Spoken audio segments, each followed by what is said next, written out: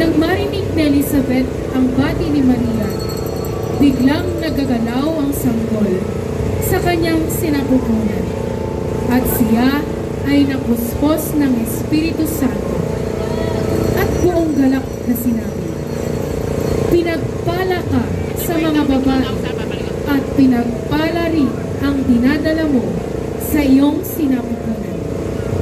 Sino ako upang dalawin ng ina ng aking Panginoon?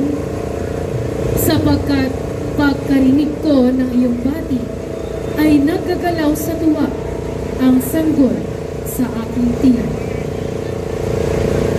Sa misteryong ito, ating ipagdasal ng ating matularan ang kagandahang loob ni Maria at matiyagang paglilingkod upang tayo din mga Kristiyano ay laging maging magandang loob sa iba at handang maglingkod sa nangangailangan, lalo na ang mga abang.